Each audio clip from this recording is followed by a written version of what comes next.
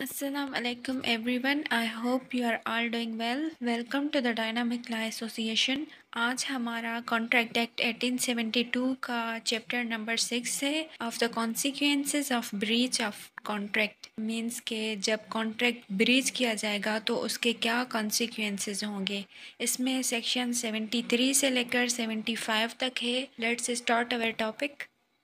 Chapter 6 का पहला section है सेक्शन 73 कंपनसेशन फॉर लॉस और damage caused by breach of contract. When a contract has been broken, the party who suffers such breach is entitled to receive from the party who has broken the contract compensation for any loss or damage caused to him thereby, which naturally arose in the usual course of things from such breach or which the parties knew when they made the contract to be likely to result from the breach of it. Such compensation is not be given for any remote and indirect loss or damage sustained by reason of the breach. इसमें simply यही है कि जो contract है वो अगर broke किया जाता है, कोई कॉन्ट्रैक्ट को तोड़ देता है, तो जो पार्टी उस कॉन्ट्रैक्ट के ब्रीच होने की वजह से लॉस सफ़र करती है, उसको कोई डैमेज आ जाता है, तो वो इंटाइटल्ड है रिसीव करने की किससे, जिस पार्टी ने उस कॉन्ट्रैक्ट को तोड़ा है। और जो भी उसको लॉस या डैमेज हुआ है तो अदर पार्टी उसको वो पे करेगी। और इसमें फर्दर ये है कि जो कॉन्ट्रैक्ट जो उसने ब्रेक किया है तो उसको मज़ीद जो कोर्ट है वो डिटरमाइन करेगी कि ये इसने इंटेंशनली किया है और निग्लिजेंस से हो गया है। और फिर जो उसका जो लॉस हुआ है उसको भी डिटरमाइन करेगी। तो सब कुछ डिटरमाइन करने के बाद ही उसको जो है इशू फ्रेम किया जाएगा कि वो इंटाइटल्ड है या कितने का इंटाइटल्ड है, उसको कितना पे करना पड़ेगा, सारा डिटरमाइन करके फिर जो कोर्ट है वो डिसाइड करेगी।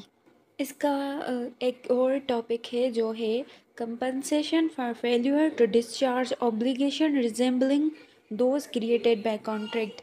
When an obligation resembling those created by contract has been incurred and has not been discharged, any person injured by the failure to discharge it is entitled to receive the same compensation from the party in default as if such person had contracted to discharge it and had broken his contract। इसमें भी यही है कि जो एक contract बनाया गया था जिसमें उस पार्टी पर कोई ऑब्लिगेशन थी जो उसको पूरी करनी थी, लेकिन वो जो है वो डिस्चार्ज नहीं कर पाता, वो पूरी नहीं कर पाता, और जो अदर पार्टी है वो उससे फेल्यूर की वजह से इंजर हो जाती है, तो अब वो कंपनसेशन रिसीव करने की इंटाइटल्ड है। जिस पार्टी ने डिफ़ॉल्ट किया है वो उसको कंपनसेट करेगी उस लॉस के लिए जो उसने ऑब्लिगेशंस नहीं पूरी की। एक पर्सन पर कॉन्ट्रैक्ट में लाइबिलिटीज़ होती हैं, अगर वो अपनी लाइबिलिटीज़ फुलफ़िल नहीं करेगा, वो अपनी लाइबिलिटीज़ फुलफ़िल करने में फ़ेल हो जाएगा, तो इसका यही मतलब होगा कि उसने वो कॉन्ट्रैक्ट परफॉर्म नहीं किया। तो अगर ऐसी कोई सिचुएशन होती है तो वो पार्टी जो है उसको कंपनसेट करेगी। इसमें फर्दर एक एक्सप्लेनेशन भी है। In estimating the loss or damage arising from a breach of contract, the means which existed of remedying the inconvenience caused by the non-performance of the contract must be taken into account।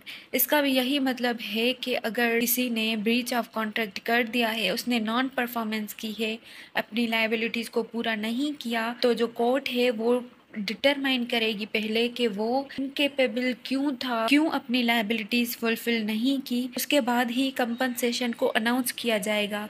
और इसमें ये ज़रूरी नहीं होता कि हमेशा जो है कोर्ट में ही, मीन्स के फर्स्टली हम कोर्ट को अप्रोच नहीं करते। Sometimes people forgive and give some time for compensation for such breach, लेकिन अगर वो पार्टी फिर भी सेम बिहेवियर है वो कंटिन्यू रहता है, वो ना तो कॉन्ट्रैक्ट परफॉर्म करती है ना ही वो कंपनसेट करती है, तो then he take compensation through court. इसमें नेक्स्ट सेक्शन है 74 compensation for breach of contract where penalty is stipulated for. When a contract has been broken, if a sum is named in the contract as the amount to be paid in case of such breach, or if the contract contains any other stipulation by way of penalty, the party complaining of the breach is entitled whether or not actual damage or loss is proved to have been caused thereby, receive from the party who has broken the contract reasonable compensation not exceeding the amount so named or as the case may be the penalty stipulated for. इसमें है कि how to receive compensation, compensation कैसे receive होगी। इसमें है कि जो एक contract है वो broke हो जाता है और जिन दोनों parties ने वो contract किया था उन्होंने contract बनाते वक्त ही जो terms और condition होती हैं उसमें compensation को mention कर दिया था कि इतना अमाउंट जो है हम पे करेंगे अगर हमने ये कॉन्ट्रैक्ट ब्रीच किया। तो उन्होंने पहले से ही डिसाइड कर लिया है इस तरह से हम कंपनसेशन करेंगे अगर हम अपनी लाइबिलिटीज़ को नहीं पूरा कर पाए या हमने अपना कॉन्ट्रैक्ट ब्रीच कर दिया तो हम अपना अमाउंट जो है कंपनसेशन में देंगे। अगर वो पेनल्टी के तौर पर अपने टर्म्स और कंडीशंस में मेंशन कर देते हैं तो वो उसी तरह से ही उसको परफॉर्म करेंगे। तो जब उन दोनों का जो कॉन्ट्रैक्ट है वो ब्रीच हो जाता है तो वैसे ही सेम अदर पार्टी जो है इंटाइटल्ड होगी उसको वैसे ही कंपनसेशन किया जाएगा, लेकिन उस टर्म्स और कंडीशंस के मुताबिक जो उन्होंने डिसाइड किया है उससे एक्सीड नहीं होगा।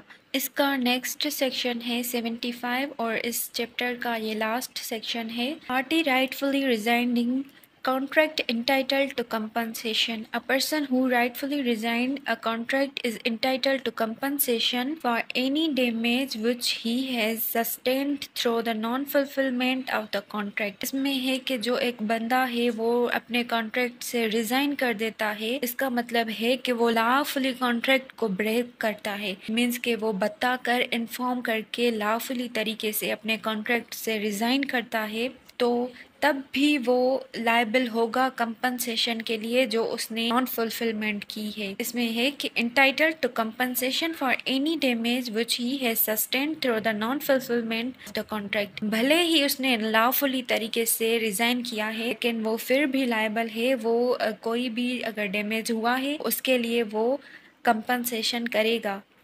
सो चैप्टर 6 यहाँ पर कंप्लीट होता है। इसमें आगे चैप्टर नंबर 7 है जो रिपील कर दिया गया है और अब हम नेक्स्ट लेक्चर में चैप्टर 8 इसका जो है वो डिफाइन करेंगे।